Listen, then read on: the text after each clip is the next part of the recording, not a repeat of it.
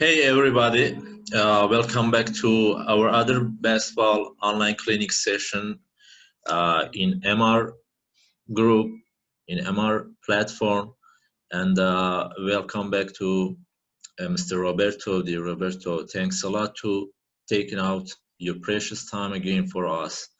Today we're going to talking about rule change 2020. Let's get started, dear Roberto. Okay, allowed me to share my screen. Okay.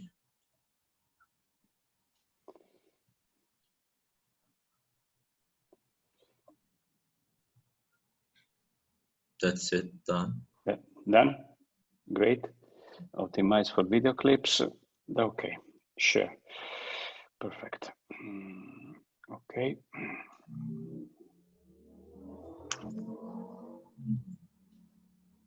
I think that should be okay. Do you see my video now? Yes. Perfect. Presentation is here. Very good. So let's come back.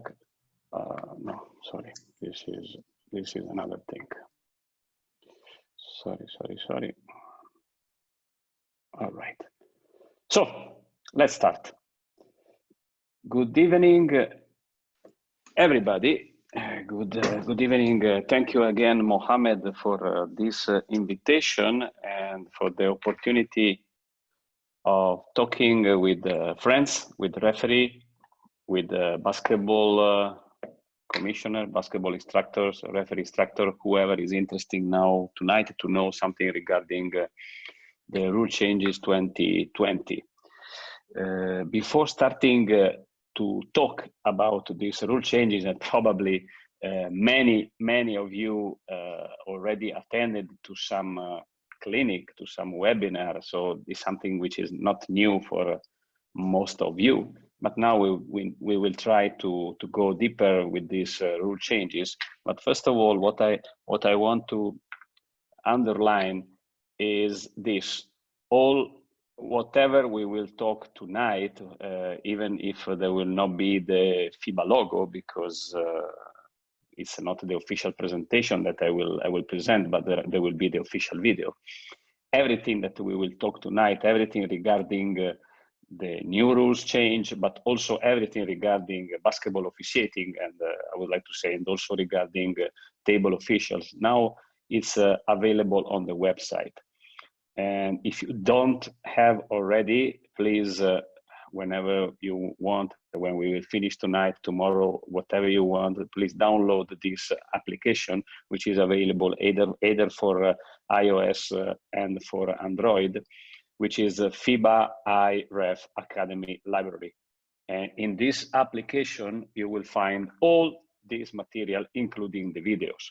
So this will be now our guideline from now on. Whenever there will be new rules, whenever there will be new topics, whenever there will be new suggestion or something new regarding officiating, it will be posted in this application and it will be available for all of us. So this is something that I wanted to underline because I think is really important. But anyway, it's completely different to see something and to read something, and to read something and having also an explanation from somebody who was working on these rule changes too. So before starting again, let's now talk about some abbreviation that we will find in our presentation, in our speeches, and you will find in all the material that are in this application and also in this presentation. I don't want to go through, but now it's important that the referee and all the people who is involved in basketball, in refereeing, players, instructors, commissioners, table officials, that we start to use the same dictionary, the same vocabulary, in order to be easily understood and to understand what the other are talking. So these are abbreviations that must be part of our daily talk when we talk about basketball and when we talk about technique and officiating technique. I think this is something that we need to improve a lot, and to all of us to find the correct way how to use this terminology. What we will talk tonight? We will talk tonight about the new rules of 2020, and we can divide. Everybody now is dividing. There are a lot of videos already on the web regarding big change and minor change. So what is the major changes and what is the minor changes? The most important changes are regarding 4 points. And I would like to say that these two are only the way to adjust the language, to be more close to the basketball. There is no big change. There is no big revolution inside the rules. And it's only something that to help referees, to help players, to help coaches, to help everybody who is involved in the game, spectators, fun to understand better what is the basketball, how it is played, and how it is officiated. So there are 4 articles who are touched by these major changes. The first article is the Article 15. The Article 15 is regarding the player in the act of shooting. And in this article, we will find the different definition for a shot and for a continuous movement. Now, if you see, now we talk about continuous movement and non-continuous motions. This is one of the big difference. And as always, the small details make our big difference. The other article is the Article 33, which is regarding the cylinder principle. And now we are talking about the cylinder of the offensive player. And we are talking about the cylinder of the offensive player with or without the ball. Now there is the definition and in the rule, which is focusing on the legal and illegal position of the defense and the offense. Because in the previous version of the rule, it was only defined the cylinder of the defender player, which remained the same. But now we're talking about also offensive player with the ball and without the ball. The other article which is touched by these major changes is the unsportsmanlike foul. And in the specific, what we were calling the criteria C4. Now this term open path is clarified. Now the terms, it's cleaning what was the previous definition regarding team which is offensive or team in defensive, no more. Now we talk about the player who is progressing towards the opposite team's basket. And then the rest remain the same. So there is no defensive player between himself and the basket, and the contact must be from the side or from the back. This didn't change. But now what is really clarified is that in the rule book, you will not find anymore for regarding this specific criteria, which is the C4, the terms offensive and defensive player. No, now it's only the player who is progressing toward the opposite basket. The other changes is regarding the Article 35, and is only a simplification because actually in the previous change, we made the things more complicated. Now we simplified this definition of a double foul, and now we will put together every foul which belongs to the same category. So this is the 4 major changes that we were talking. What are the minor changes also? Because there are also minor changes and we cannot disregard them, but probably are the things who will have less impact in our games. The first minor changes is and help to the player, to the referees. It's now there is no more difference between player injured or assisted. Now are the same. Whenever a player is assisted or injured, nothing changes. This player is considered to be and must be substituted. The second is the Appendix B of the rule, and when a head coach who is actively participating during a fighting. Now also we have the clarification when the head coach is disqualified for not assisting the referee. We know that the head coach can enter into the court during a fight to assist the referee in order to stop the fight. But when he's not doing this, and when he actively participating, now it's clear that only one D2, so disqualifying foul with 2 free throws, is must be charged and enter in the score sheet in the line of the coach.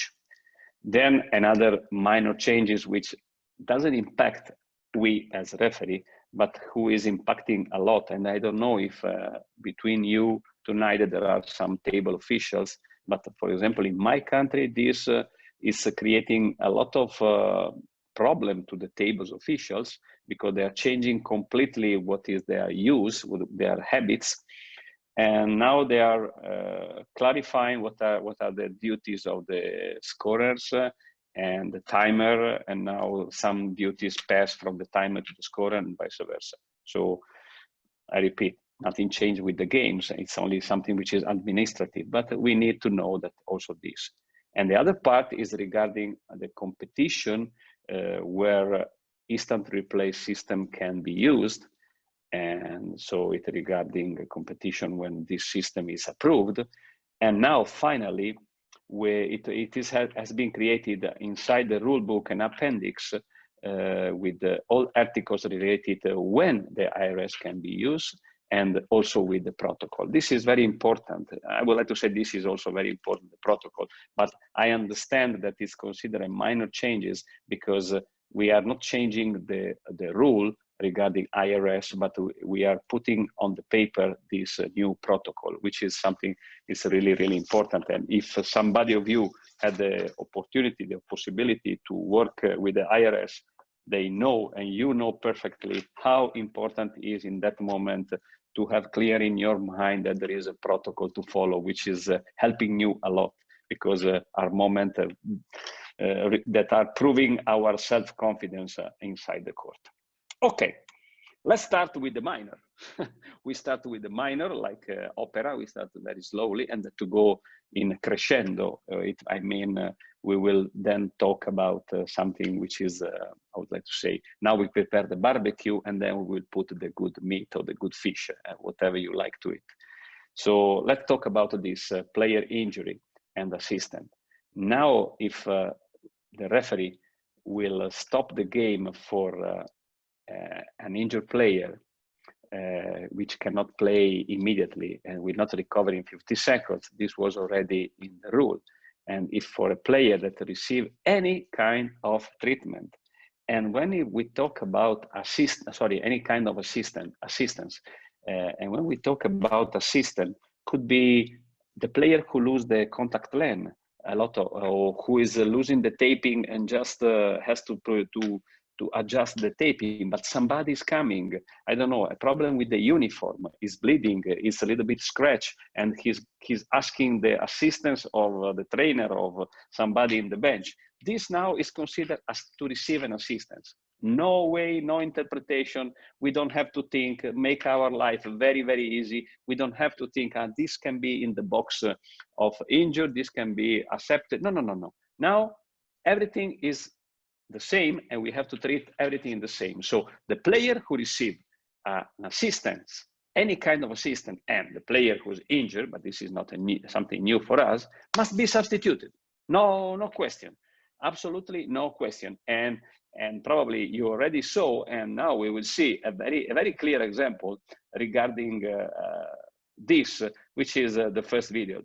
As I told you, the video are the official video of changes the rule, and the format of the video for somebody who didn't see the video are always the same. So this is material created by FIBA referee operation. It is FIBA official material. We cannot change anything of these videos. This is regarding the definition. So there will be the definition of the rule in the video. You can use this video anytime you want because are available, but you cannot modify anything regarding this. Let's go with the video.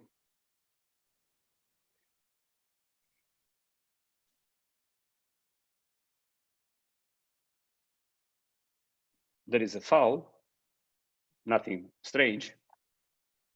The player is ready for the inbound. Arrive the trainer who is hiding the NBA logo from the protection of the knee. And this referee, who probably was reading the rule book in advance, but he was really in front, immediately asked for the substitution. This now is written and it's according to the rule. I think that this is nothing strange, nothing to, how to say, to be surprised. This is only to apply this kind of rule. And now, this, how to say, this article has a small impact also regarding the Article 44. And when a player injures is a substitute or a player receiving an assistant, and then this player is committing the 5th personal foul, and then we are inside, regarding the rule, inside the correctable error. So you know that if in case of correctable error, we should re-establish the situation that was during the game before the error was discovered. But now it's also clear that if this player committed the 5th personal foul, the substitute must participate in the correction of the error. This is, there is no question. Also, if the player is receiving assistance, now we know that the substitute must participate in the correction of the error. This is a small implication also in this Article 44. And now we start probably with the most important change of the rules, but it's not a change. Again, it's I would like to say it's a more clear definition of the act of shooting, player in the act of shooting. Now, what is the, how to say, the goal of the rule? What is the aim of these changes? Is to improve players, coaches, referees, to understand whenever a foul occurs in the act of shooting or is not the act of shooting. This is something that it's I would like to say the common line which is keeping together all these changes. We will talk again about this. Now we are asking more and more to the referees to know about basketball, to have a better basketball knowledge. This is a need. We need referees who knows more basketball in order to understand the game more. So these rule changes are going more closer to the basketball knowledge than to the basketball rule knowledge, because we want our game more and more, our officiating more close to the real game. So we need referees who are studying, who are knowing the basketball knowledge. We need to know what is an act of shooting, what is a drive to the basket, what is a moving shot, what is an out can do. So we will go through this. So now we have, I would like to say there are two types of shot. There is the shot itself, which is the classic jump shot, and then there is the continuous movement. And the continuous movement can be divided in two parts, the drive to the basket or the moving shot. So the shot is the movement of the player who is standing, is not dribbling, is only receiving a pass maybe, who is going upward, is a movement from down to up. So I'm moving up to the basket. The continuous movement is regarding when a player is progressing, and progressing, I mean I'm progressing or closing the dribble. It's drive to the basket, I catch the ball, or a moving shot is something that I receive, I'm moving, and then I start to go to the basket. I start to move for a shot. This is something which is really important to understand the player's movement. We need to know the player's movement. That's why my suggestion is go to train with the teams, go to see the player's movement, go to see how the coaches are teaching the player to have a shot, to have a drive to the basket, to have a moving shot. What are the characteristics of each of these kind of shot? I think it's really this change of the rule requires more of basketball knowledge and understanding of the player shooting techniques. This is a big step that is requested to the referee who want to make a step to come to the next level. Absolutely. And this will also make our job much, much better. So what is now the new definition of shot? The new definition of shot is this.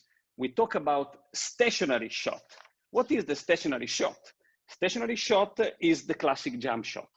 I receive, I go, I move the ball upwards. So the actor shooting in this is when the player, the shot simple is when the player is not dribbling or progressing. Now, so the actor shooting begins when? Because this is also important for us to understand when begins and when finish. So it begins when a player who received the ball or who has the ball in the hand already moves the ball upwards toward the opponent basket. When I start the motion, this is the moment when I begin my actor shooting. And when it end or it finish when the ball has left the player's hands, if I have both feet on the floor. And if I am an airborne shooter, it will finish in the moment that my both feet will return on the floor. Or if I start the actor shooting, my upward motion, so my shot, and then I pass off after being fouled, in this moment, my actor shooting is finished because it's not actor shooting anymore. In the moment that I pass off, there is no more actor shooting. So this is the new definition of shot. The simple shot, a stationary shot, the classic jump shot that a lot of players are doing. And this is something that we have to have very clear in our mind. And to do this and to clarify this, let's see one clip. Again, player in the actor shooting, Article 15, there is a definition, the actor shooting on a shot when begins, start the ball when ends, and now we will see a shot, a foul committed on a player in the actor shooting.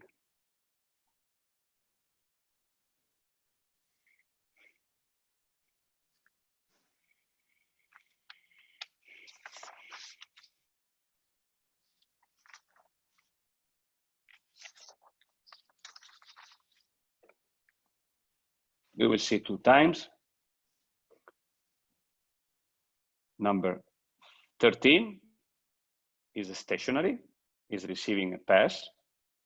Now is starting his upward motion to the basket. So actor shooting starts. Now he received the illegal contact created by 12 white. So this is a foul in actor shooting. Jump shot, 2 free throws, or in this case is basket +1. So this is the sequence is shot, upward motion, foul, and basket.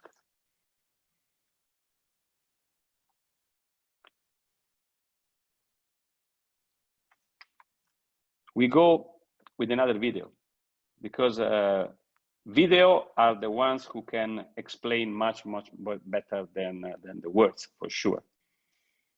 Again, player in the actor shooting, Article 15. Again, the explanation of the rule. I'm going a little bit faster just because every time you will see the explanation of the rule before the video.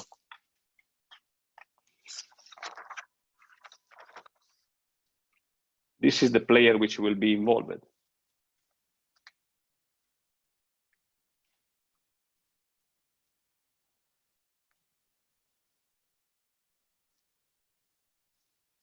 I would like now if this was how to say a classroom, I would love to ask you, in your opinion, if this is now it can be considered actor shooting or not. With the new rule, also before foul is committed in this moment, the player is starting now his upward motion to the basket. So this must be considered a foul committed not in act of shooting. Here, it's a mistake by the referee. Okay, this is not a problem because this is the sequence. Sorry, I want to show you the sequence. This is very important for us to make a picture of the situation that we are watching and make the sequence.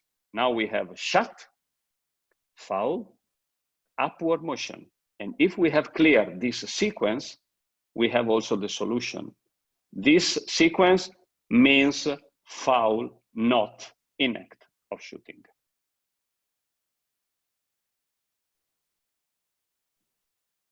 If there is any question, I would like, now we will finish the act of shooting, and please, I will stop now after when we finish the article act of shooting, and if there is any question, we will go through topic by topic, because I think it's important to close the topic and everybody has clear, or if everybody has some doubt, please, we need to clarify immediately. Now we go with the second part, with the part of the continuous movement, which has also the new definition. So now when we talk about continuous movement, we have two different kind of shot, the drive to the basket and the movie shot. And the continuous movement is when the player is catching the ball, like you see now in the picture, the first picture, or when he's progressing, or I complete the dribble and I continue with the shooting motion without stop. This is really very important, without stop. Now is written, without stop. So must be something which has a continuous movement. That's why now there is the terminology continuous movement. It's very clear. Drive to the basket, moving shot, I'm continuing, I receive the foul, I catch the ball when progressing, or I complete the dribble, and now I continue with the shooting motion without stop. So just to have clear the sequence is act of shooting in this situation means beginning when the ball comes to the rest in the hand or in the hands, can be also one hand, but in the rest, can be rest in the hand. When I complete a dribble while I am progressing. This is the beginning. It finished when the ball has left the player hands. I can be with both feet on the floor, no problem. Or if I am an airborne player, and this probably is 95 of the situation, I will be an airborne player, when we'll finish when both feet will return to the floor. Or, like before, it will finish when I am an airborne player and now I decide to pass off. This is the moment when the act of shooting is finished, because there is no more shooting, act of shooting again. And also in this time now, for clarifying, let's see another click. Player in the act of shooting, again, the article is the same, and now we are talking about shooting in a continuous moment. Here we have the summary of the rule, the new rule. You can every time read it just to have a refresh, refresh, refresh. When begins, when ends.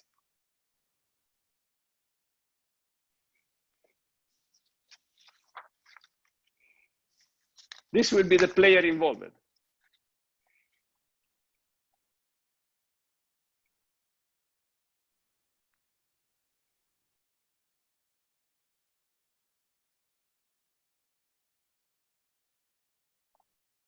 Nothing new. Collect. Let's again with the sequence. Collect. I catch the ball with one hand, so act of shooting starting. Foul is committed by 10 white. I continue without stop. This is to be considered a foul in act of shooting. So in this situation, 2 free throws. So this again is the sequence. Drive to the basket, player catch the ball, foul.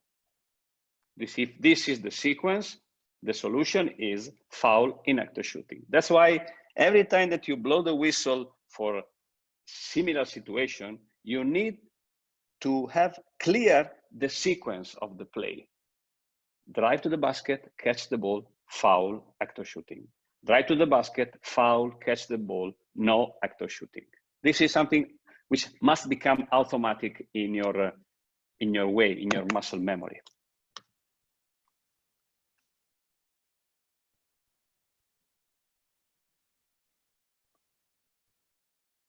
All right, let's continue. We have another video, and this situation now you will see a pass off. So when the actor shooting is already finished, because the player which start the drive to the basket and receive the foul decided to pass off. So drive to the basket. Again, the definition.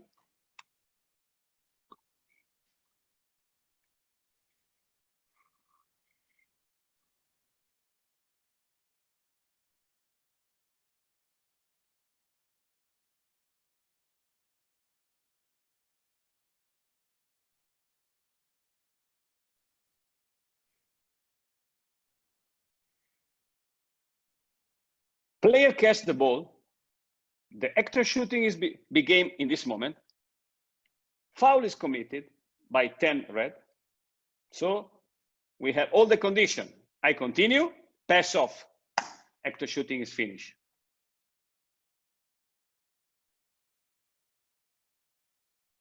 A small tip here. This is the sequence. Again, drive to the basket, I catch the ball, I receive the foul, so I'm still in the actor shooting, but then I pass off. So automatically, no actor shooting anymore. Here, talking about fundamentals, it's really, really, really important for superior referees in this moment when we call this kind of foul is to use the verbal support and to help yourself and to say, pass off. And in the moment that you say pass off, so for everybody it will be clear that there will not be free throws unless there are the team bonus. But now you make immediately clear to everybody that you saw the pass off. So I blow the whistle, beep, and then pass off. So everybody will know because you said with your voice, you supported your decision with your voice. So we come back with IoT that we were talking, one of the last topics. And then with your IoT, you will clarify immediately that this is not an actor shooting foul. Let's see another example.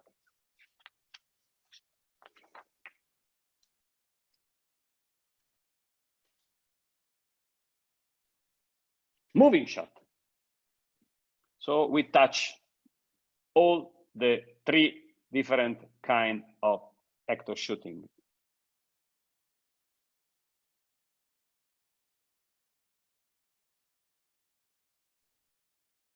We have a moving shot. The number 8 now will be the player involved.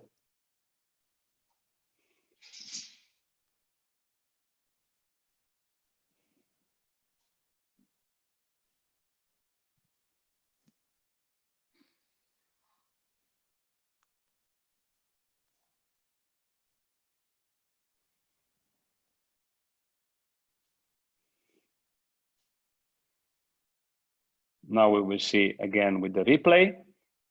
Start the dribbling, collect the ball, start, catch the ball. This is the beginning of the shooting. Foul from white player, shot, play in actor shooting. 2 free throws must be awarded to the player. Also here, just to be consistent, we can excellent how this referee is doing, showing foul and then 2 free throws. But again, the fingers is something that nobody or not everybody will see immediately. but our voice will be heard by all the players, all the coaches, all the spectators in the first line, and but I think also in the last row in the stadium. That's why also in this situation, it's important to support your decision with the voice. So you can easily say 2 free throws, or you can say ecto shooting, which is another voice which make your life easier, because everybody knows that you saw clearly what happened and you already decided that this foul, this is the sequence, moving shot, I catch the ball, there is a foul, so this is a foul in ecto shooting. But I already informed everybody about the final solution before showing anything to the table. And this will simplify all and made your, how to say, your appearance, your confidence stronger and stronger on the court. So remember, it's really, really important, the use of the voice. So before continuing, Mohammed, if there are any question regarding ecto shooting, because I don't think there are any question regarding assistance or injured player, I'm here. There are some questions, but I don't know. It's related to what topic? I can continue? Yes, I think keep going on, and we will answer 2 questions at the end of the webinar. It will be better to. Okay, for me it's okay. Discussing about that. Perfect, super. We will come back later generally. Okay, we change what the second big changes regarding the new rule. It's the Article 33, which are the definition of the cylinder of the player. Why this rule had been was changing, is changed, and why it was modified? Because we are basketball people, and for sure in the last year we saw, how to say, a new fashion, a lot of situation during the game where the defensive player was invading the cylinder of the offensive player. But this, I would like to say, is not a problem. But the problem is that what this invasion, this going inside the cylinder of the defensive from the defensive player to the offensive player, what can create? Because the offensive player now with the ball will try to make space and to have his own cylinder free. So that's why we will have a lot of pushing out, a lot of elbowing. Now we have a lot of fake situation to show us something maybe that is not happening. So we were the player and the play was creating because of this how to say, not so clear rule, and also because we were very tolerant about this. I would like to say, as a referee in general, we were allowing a lot of the defensive player going inside the cylinder of the offensive player, and vice versa. And we know that nobody is how to say, available to leave their space or to give their space for free. So that's why there was a lot of reaction, and many times as referee, we are calling the reaction and not the action, or we are calling the action when the reaction happened, and this looks something which is not nice to see. That's why it was important now to define correctly this principle of the cylinder. So we don't want to see this action in our basketball games. That's why we need to clean this elbowing, this faking, this invading. And now probably with this new terminology, with this new rule, with this new, how to say, details, probably this will help we as referee and the basketball generally to be better and to be more clean. So again, we are going to change the rule in order to have a better game. And then it will be our task to apply what is requested with consistency, because also this is very important, and with the knowledge of the spirit of the rule. That's why it's really important. Every time I'm talking about the spirit, why we change the rule and why they change the rule, and now we are talking about this changing of the rule, because this is really important. So the definition of the cylinder. The definition of the cylinder now is this: the space is the imaginary cylinder occupied by a player, and the dimension of the cylinder is clear, is depending of the height of the side of the player. My cylinder is for sure is different than the cylinder of a player who is 2.20 meters and has a big arms and is very big. So we have completely different, but each of us has the right to have his own cylinder. And then now the principles are regarding the defensive and offensive player without the ball and the offensive player with the ball, which is really, really important. So, why is not going? What happened? All right. The definition without the ball, defense and offense. The cylinder with how to say, the border of our cylinder without the ball, it's the border are created by the front is the palm of the hands, the rear is by the buttocks, and the side is how to say, the edge of our extension of arm and legs.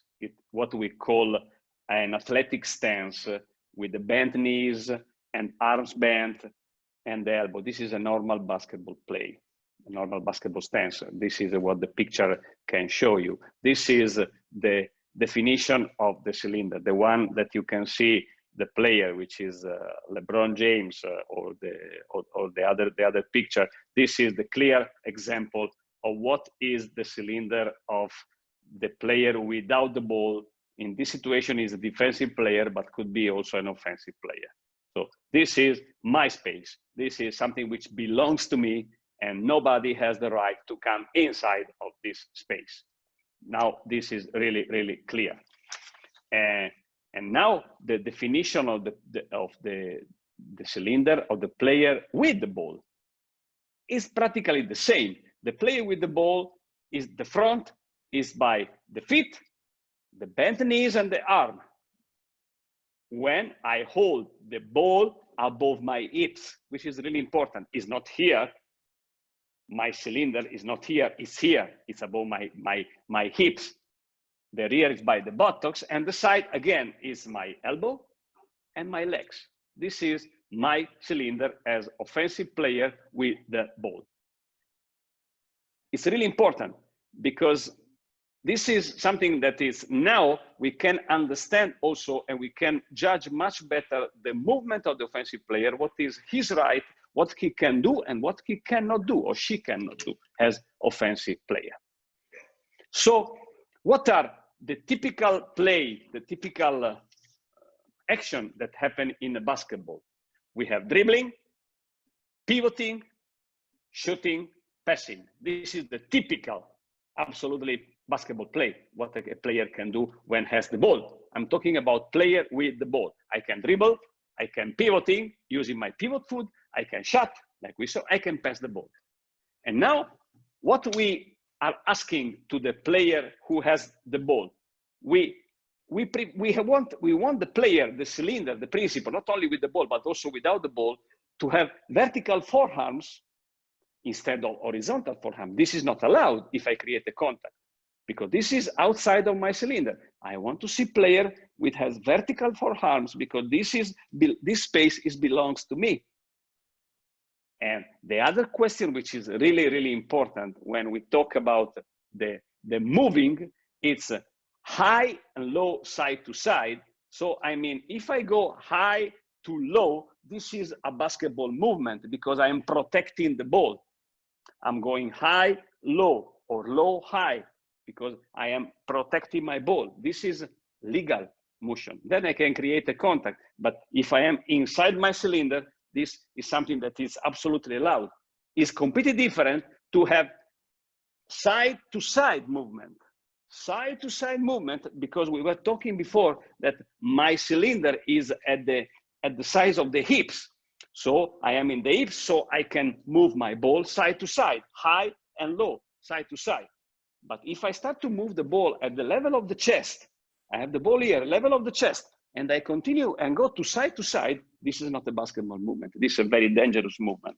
That's why we need to understand, like I talked before, basketball. We need to know basketball movement. We need to know what coaches are teaching to the player, how to move with the ball, how to protect the ball, which is completely different from high to low and chest level, side to side.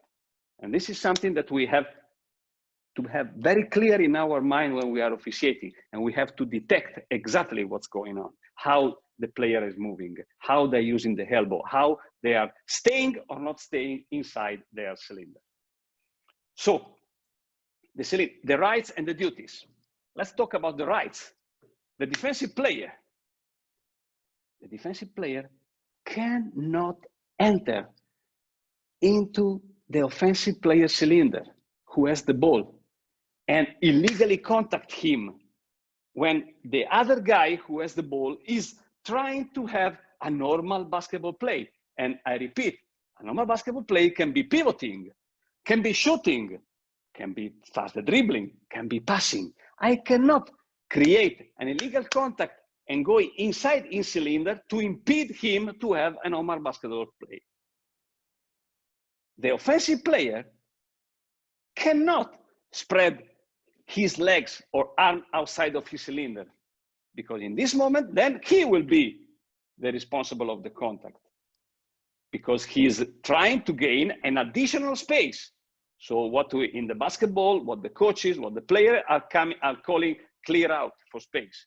One thing is clear out if there is nobody around me, but I cannot clear out if I have a defensive player who is in a legal guarding position and I'm trying only to obtain more space, to have something more, so have an advantage. This I cannot do as offensive player. So as we see now in the picture, we have something which is illegal by the defense. And think about your games, how many times we have this kind of play on the left of the picture on the left, how many times? Now we are not asking you to call every time this as a foul, but here will be fundamentals to use a preventative officiating to teach the player, to help the player to understand what is legal and what is illegal. Because in this situation, what we are watching is if they have the elbow of the extending arm. Now, it's not only like this, because the player now knows that if we see the extending arm, we are calling the foul. So now they have an evolution. Now the hands are completely close to the body, and now I'm moving the body. I'm moving my knee. I'm displacing the offensive player with my knee, with my hips. That's why it's really important for us to have the eye, not only on the hand, but also on the knee, also on the body, also on the hips, just to see if this defensive player is in legal position or is in illegal position. It means he is going inside the cylinder of the offensive player. And here, especially now in the beginning, please don't go on the court and every time that there is this contact, start to call a foul. We will not help the play. But here, preventative officiating, talking with the player, explaining the concept of legal and illegal of cylinder will make our game absolutely better. And because then when there will be this, invasion by the defensive player, then the offensive player will try to stay in his cylinder, to defend his cylinder. And many times we are calling the reaction by the offensive player as a foul when the foul was before. Let's see one clip. Too much talking. Let's see one clip.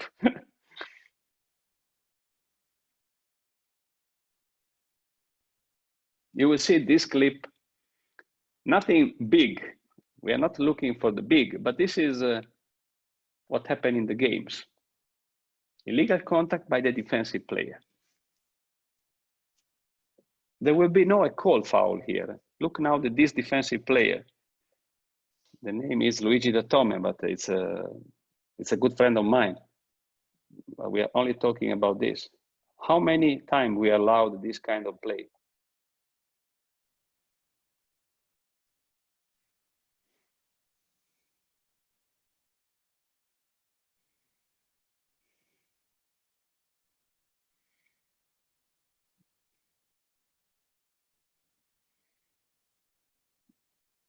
Look the body, look the knees. The defensive is in illegal position, and now the offensive need to create the space because he need to turn and to pivoting inside his cylinder. It is his right. Luckily, we are not having here an offensive foul, but we didn't have also a defensive foul.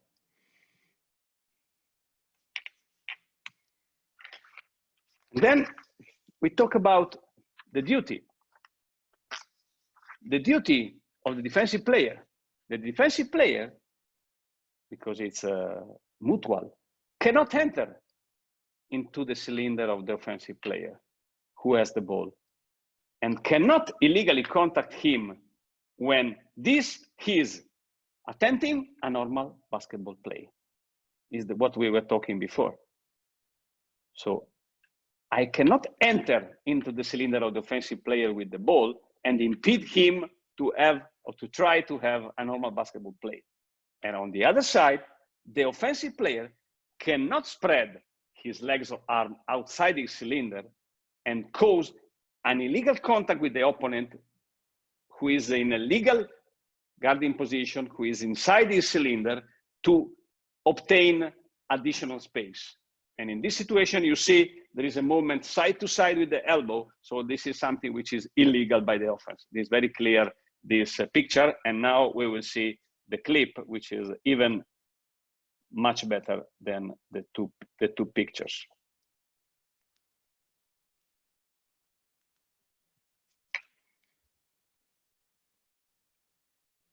We're talking about, again, Article 33, cylinder principle.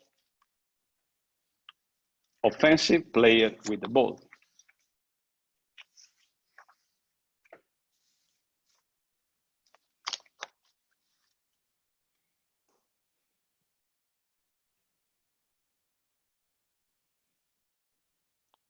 Those are the two players involved.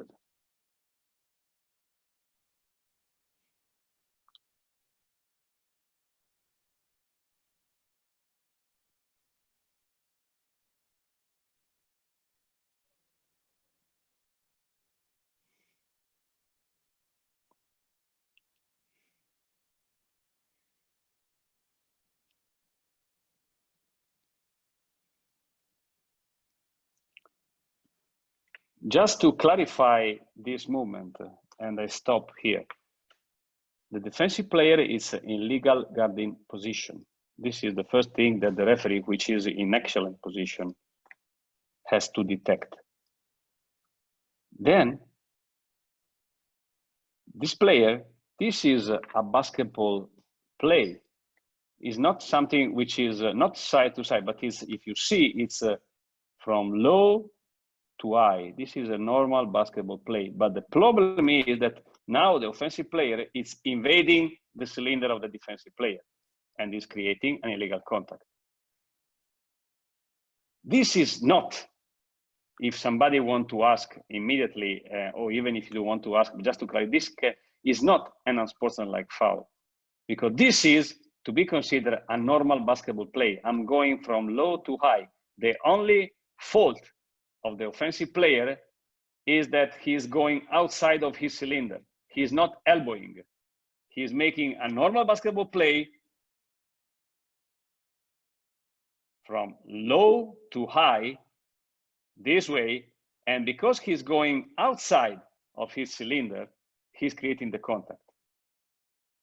This is not a movement side to side starting from the chest, which could be considered an unsportsmanlike foul. This is a normal basketball play, illegal contact. This is a foul, normal foul, but it's a foul.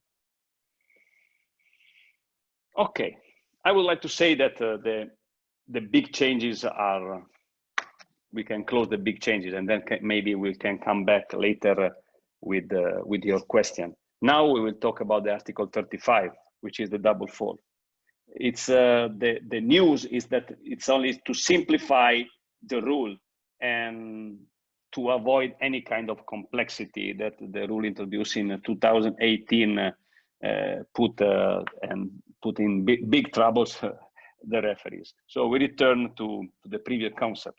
So to have a double foul, we need only 4 conditions. If there are all these 4 conditions, we are inside the double foul. So both fouls must be a player fouls. This is the first condition. Both fouls must involve physical contact. We cannot consider a double foul, a personal foul and a technical foul. So both fouls must involve a physical contact.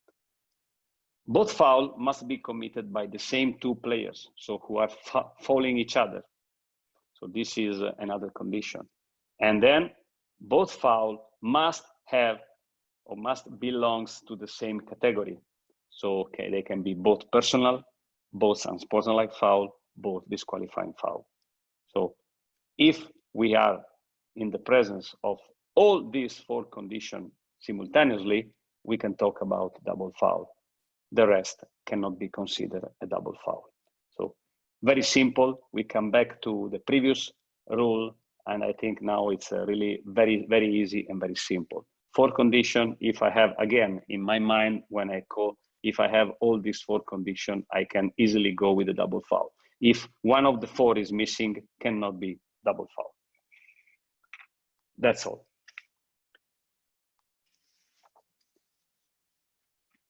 The changes of the Article 37, I would like to say it's really a big, big change, and which we will make our life much, much easier, because now we are talking about basketball game, and we are not talking about defensive, offensive, control or not control, which was one of the conditions of the C4, the control, the team who is in control. No, no, no, no.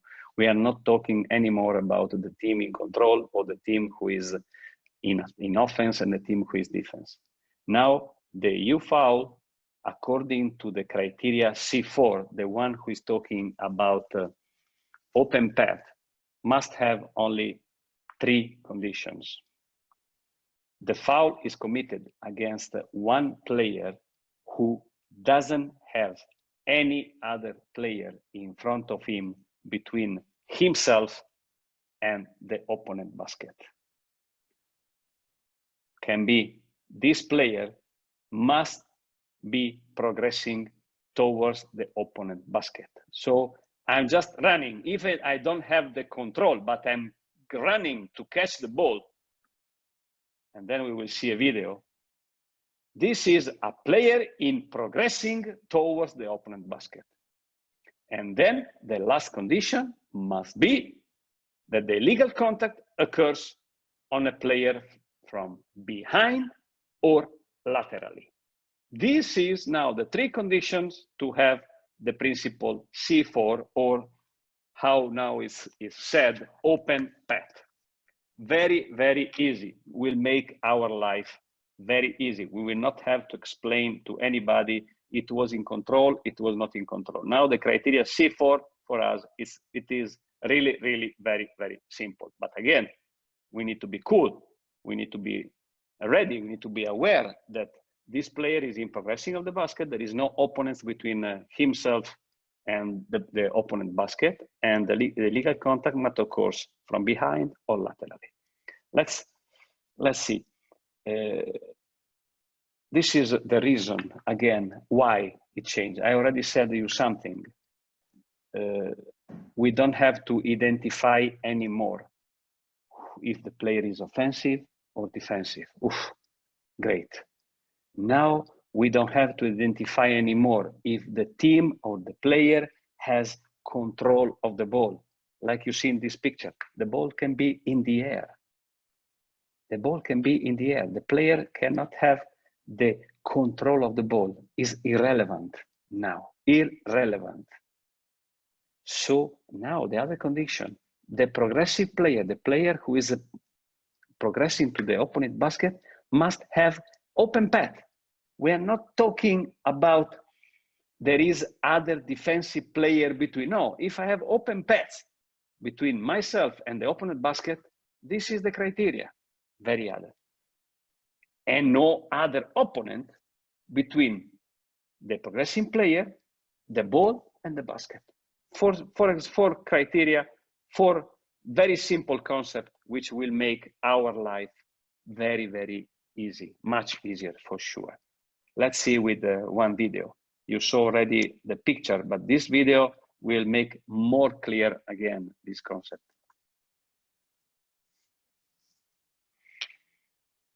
Again, unsportsmanlike foul.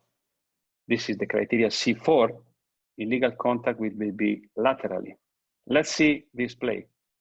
Blue team is in control of the ball, but now for us it's irrelevant, offensive or not defensive. The foul is committed. The white player has open path to the basket. It's technique, because also this way, because we were talking about IoT, and it's important every time to see also to go with a small detail.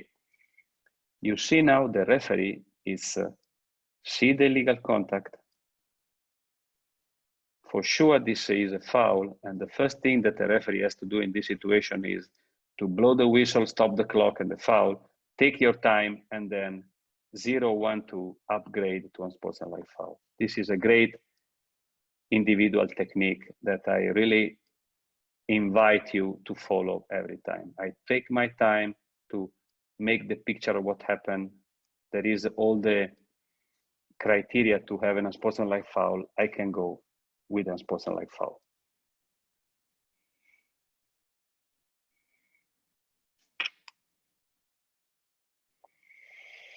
Okay, regarding the most important changes, I would like to see that it's finished.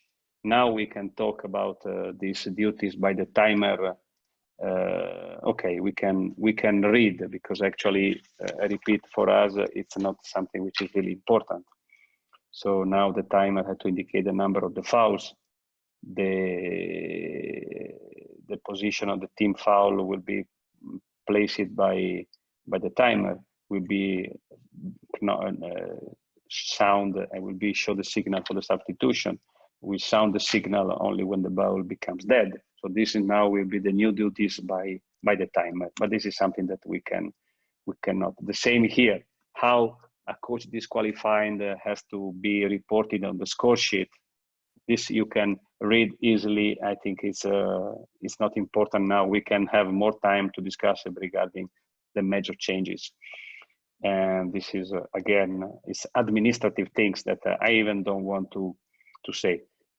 This appendix, I don't know how many of you are using IRS, but I think that this is we can spend 2 minutes about this, because I think it's important. Instant replay system, it's a fantastic issue that allow the referee to review some play according to the rule.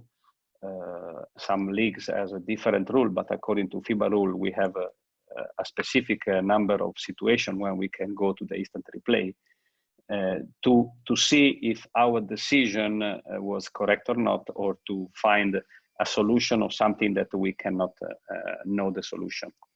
So the most important thing is the protocol, and the protocol is that before going to the instant replay, unless it is a fight, an initial decision must be made, or unless it's something is an issue with the clock, game clock or shot clock.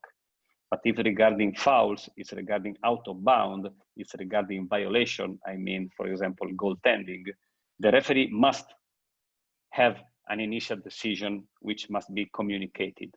Then, if there are the condition, they can go to check if this decision can be confirmed or can be changed. But we must have an initial decision. This is a must. The referee must go. Now the protocol says that who is going to the video? Now must go the crew chief all the time, and the referee or the umpire, it's better to say umpire because now this is the terminology, who had the initial decision.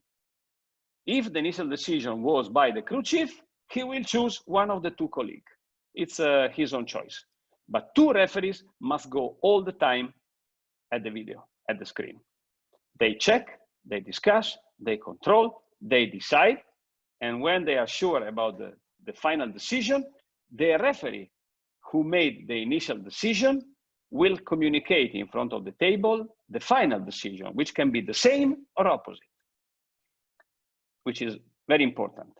If a team requests a timeout or a substitution before the request, before the using of IRS, this substitution or a timeout must be suspended for a moment. Then the referee are going to the IRS system, and when this is finished and the referee has decided and communicated the final decision, then there will be substitution and timeout. So absolutely this. And because of this, now the team who has the right, who was asking a substitution or a timeout, now knowing the final decision, has the right to cancel the substitution or the timeout request once the IRS review is finished. We will not go with this clip because I think this is too long and it's not important for our goal. Before finishing, what we were talking tonight, the major changes which are regarding the actor shooting with a new definition, the principle of the cylinder with the introduction of the cylinder of the offensive player with or without the ball, the condition to have unsportsmanlike foul with the criteria of C4 or called the open path, and the new definition and the new criteria to have a double foul. And regarding the minor changes, it was the concept of assistance, which are now the same thing like injury player. How a head coach disqualification must be marked on the score sheet, the duty of the timer, and we were very fast, and the instant replay system protocol that we were just mentioning in the end. So now, if you have any question, I am available, and I'm here only for your question and try to clarify if there are concepts which was not clear, and I think is also possible because I don't know if I was able to clarify this rule changing. Thank you so much. If there's any question, right, please. Mr. Hadi.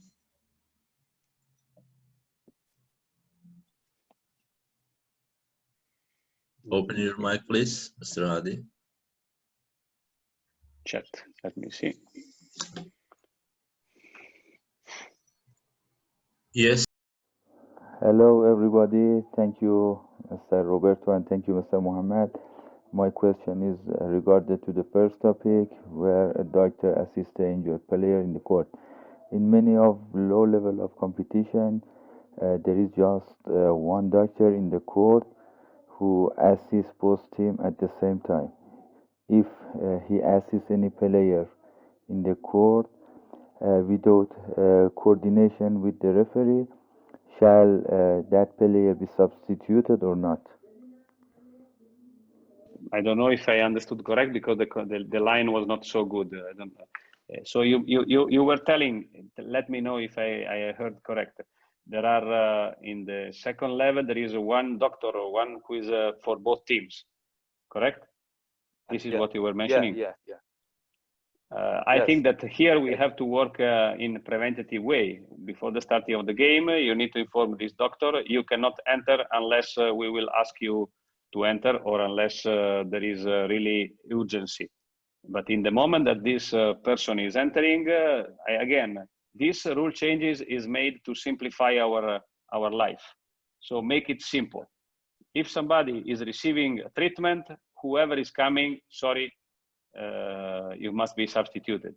Unless he's receiving the treatment in purpose from the trainer of the other team because they want him to be substituted. So this is unsportsmanlike behavior.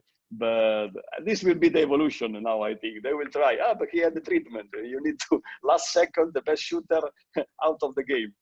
Okay. Yeah. This. Thank you. Yeah, thank you. Okay. Eunice. The microphone. How are you? How are you doing, sir? Okay, I have two questions, actually. The question, which is also for the article number 5, the assistance. During the meeting in 2019 for the rule changes, I was presented in there when approved these rules, part of it, till it came out by now. It mentioned during that if a player, for example, loses his contact length or tore up shirt or lost of a number or anything like that, considered that the player, when he changes these or put another new length, consider that this received an assistance. But unfortunately, no one talked about it after that, or when it came, they initiated these rules. And up to now, it's nothing. I don't know whether if it is going to be in the interpretation or not. This is really, I'm still waiting for to see it, because I have the document, and these documents mention these things as assistance. So if there is anything about these. I think that I was thank you very much, Eunice. I was mentioning about the contact lens or the loose taping during my speeches, but again, the principle is we need to understand whatever is coming from outside of the court. I mean, me player, I'm losing my lens and I'm looking for the lens by myself. It's normal. This is normal. Yeah. But if somebody from the bench is coming to, because see the lens on the floor and is coming to take my lens and give me, this is to consider an assistance. So okay. Whatever this help we can help with assistance is coming from outside of the court, now we can call this assistance, whatever kind of, if it's a tape, if anything. But if it's how to say fixed by the player itself, so this cannot be an assistance anymore, because if I lose my lens and then I found my lens, I put my lens, that's all, you can continue to play. Okay, the other question is also considered the C4 category of unsportsman foul. The C4 clear path, the problem, there is a mistakes in the rule itself up now. Because the rules, when it came out and these changes came out, the rule says any player. Never yes. Mentioned in the rule defensive player, defensive or but they said any player, and that's the problem. When we were trying to teach this rule for FIBA Asia with our group, with Harris and the rest as a thing, we also trying to say the same thing, but the last FIBA presentation, which just came out from this Canadian lecturer, yes. He was talking about only defensive player, which is supposedly, it should have said defensive player, not any player, because if an offensive player is there, has nothing to do with this guy is moving toward the clear path and things like that. I agree. So, up to now, I don't think the rule has been changed. No, and I think there will be some in the interpretation that will be clarified, I think, for sure. But then they should also put that into the rules. Not any defensive player. It should be defensive player in that case. I agree. Thank you very much. Thank you all. Very nice presentation. Thanks a lot. Thank you, because I know that you gave a great contribution for these rule changes. So thank you, Eunice. You're welcome, sir. You're welcome. Thank you, Mr. Eunice. Thank you, sir. Thank you. Mr. Zaman was written, how about in the court, if a player help another player? Again, the principle is something which is coming outside. So if the player is helping the player to stand up or something, this cannot be considered an assistance. So it's part of the play, it's part of the fair play, it's part of the game. So let's continue. This is cannot be considered an assistance at all. Mrs. Sarah, I have a question. Hello, everybody. Hello, Sarah. Hello, Mr. Robi. Hello, Muhammad. Thanks for your time and for organizing this webinars. It's very useful and I'm very happy to be part of this. I'm just having a comment on the slide 23. Yes. In the situation in the slide 23, I think there is a thin line, a very thin line between calling the illegal defense because it must be very quickly if we decided to call on the defense foul, because Okay. if we call it, we will find a call in the same time with the offensive moving in his cylinder, or maybe we will have a moving elbow, which probably will hit the defense because he is moving forward with his body towards the offensive cylinder. So everybody will expect it that it is an offensive foul. Yes, I understand what you mean, and thank you for the question. I think this is also a very important question. I hope that you can see my screen again. Yes. I'm coming to the slide 23. Yeah. What is, in your opinion, what is important now, you as a referee, now to avoid this misunderstanding? For me, I find that if I decide to call the defensive foul, I have to call it immediately when I see he is moving outside his cylinder, because if I wait or I give more patience, I will call in the same time with the reaction of the offensive. This is great. You gave the answer. Here, the timing of the call is crucial. The timing of the call is crucial. So whenever you see, that's why I was telling just regarding this slide, which is very important, that in the beginning of the game, we need to help and teach the play to defend or to maintain a legal defensive position. In the beginning, we can use the voice and we can stay in your cylinder, or don't push out. Find the words that you prefer, that fits on you. Each of you can have different words. So we can give them one time the opportunity to come back and to defend legally. But after this verbal communication, which is a preventative officiating, then the time of talking is finished. We cannot say 5 times during the game, vertical or inside the cylinder, legal position, don't push, don't go inside, don't displacing. So the timing of the call is crucial. And the second part, which is also very important, is to be trustable and to have consistency, not only you as a referee, but all the crew. This is a big issue for we as a referee to have a fantastic, we can have a fantastic teamwork if we are on the same radio, if we are on the same page of the book. Otherwise, we will create a mess, because now I'm calling the defensive foul, and then my colleague is calling the reaction in offensive foul, so there will be a big mess. So that's why the timing of the call is really crucial. There are situations in the contact when we can wait, when we can have patience, we can see, develop, start, and finish. But there are situations like this when the timing of the call is crucial. I see illegal contact, illegal movement, bam, I call immediately. We cannot wait. I hope that I answer your question, Sarah. Yes, full answer. Thank you so much. Thank you. Thank you, Mrs. Sarah. Thank you, Mohammed. Mr. Abdul Karim, wait, please find your mic.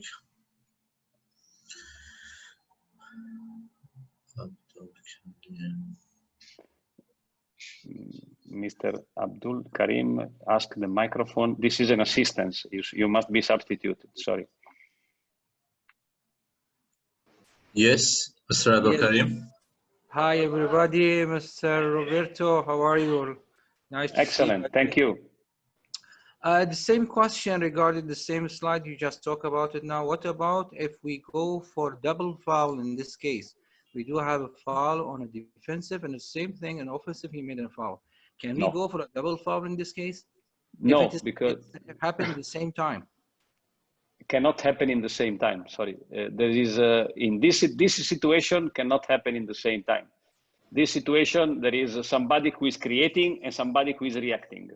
This is the double foul. It's something which is happening in the same moment between the same two players. Here, for the principle of this kind of contact, cannot be same time, because there is somebody who is invading the cylinder and I am creating again my space because somebody has invaded my cylinder. Cannot be double foul in this kind of play. Sir, even a double foul, there is a certain fraction of time between them. There is one action, the other is the reaction. These situations, it happens, especially with this, such kind of players who are trying to avoid making contact, but sometimes it's happening. So this is what I'm trying to say. If this happened, a defensive, he invade the offensive cylinder, and at the same time, the offensive, he used an excessive use of his elbow. Can we ignore that one? We said that we cannot call it for a foul? No, we cannot ignore, but it's completely different. You can call a defensive foul, and then you can call an unsportsmanlike foul, which is completely, or an offensive foul. Okay. So cannot be a double foul. Maybe I interrupted for that. It is not a double foul, but I mean, I can call it a foul on a defensive and an offensive in the same time. It cannot be double foul in this case because it will be an unsportsmanlike foul. That's why. Right. No, please don't put me in my mouth something that I didn't say. That's why it's really important to understand the movement of the offensive player, because if this offensive player is doing a clear out space, a clear out movement, because he wants to have his space back in a legal basketball movement, which is creating a contact, but not because he wants to create a contact, but because he's cannot have a free movement inside his cylinder. This cannot be an unsportsmanlike foul. Cannot be. The unsportsmanlike foul is only if I'm reacting with the elbow on the face, so I'm doing something which is not a basketball movement. But this is another thing. This is not the basketball play. That's why we, as a referee, we need to know basketball. This is the key.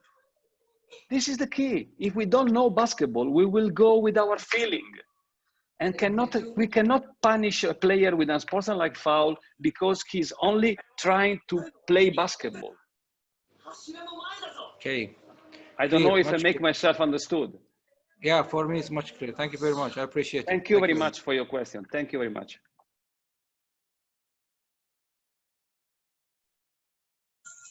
Mr. Bernard, please.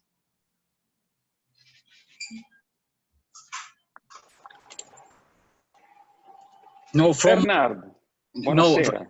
Buonasera, Roberto. No, from my end, I just wanted to comment, but you answered the question very well about Abdul Karim's question. The fact about that if there's an unsportsmanlike foul, if there's a foul, and then the offensive player clearly makes a clear unsportsmanlike foul, of course, we have to call that. But I agree with you, Roberto, we have to be preventive officiating, and we must try as possible to avoid the call. But if there's a call, obviously, we have to call a defensive foul. So I agree with you. I just wanted to point out that if there's a clear reaction by the offensive player after the foul, we cannot close our eyes and let go. Roberto. Absolutely. Thank you, Bernard. Thank you, Mr. Bernard.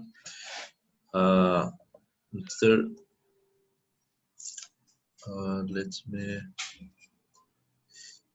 Now, it's important this question by Eunice. If two different fouls occur at two locations happen at the same times, we cannot consider the double fouls because it's missing one principle. It must be involved with the same players.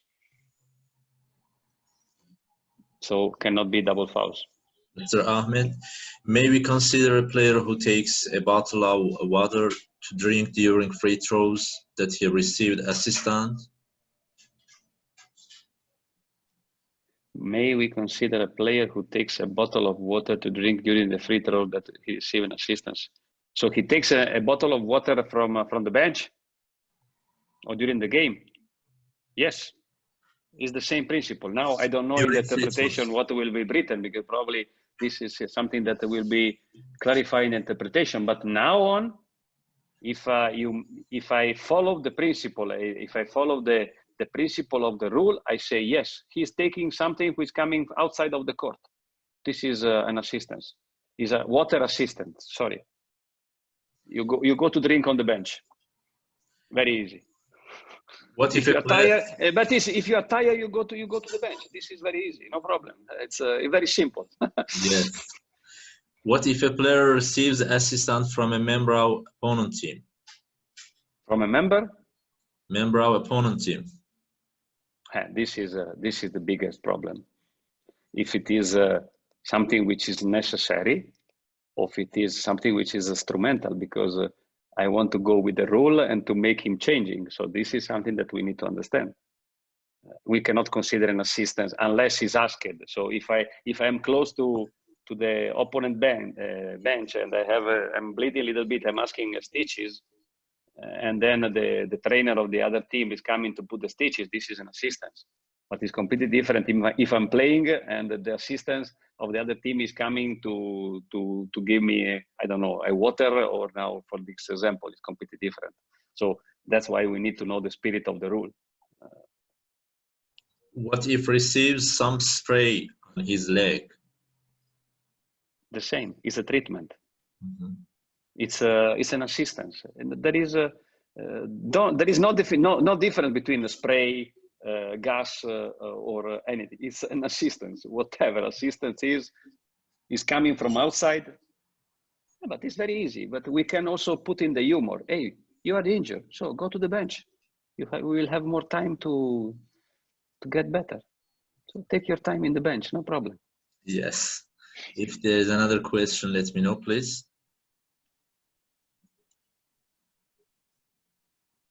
There is no question. That was so clear. Thank you so much again. Keep in touch. 1 hour and a half. We were correct. Yes. Keep in touch in WhatsApp group. Have a good time. Stay safe all. See you again. Thank you, Mohammed. Just thank you very much to everybody. Thank you for the question. Thank you for your participation. And see you not on the court, unfortunately, but maybe in one other topics. Thank you so much to everybody, and regards to all and your family. Thank you so much. Stay safe all. Thank you. Bye-bye.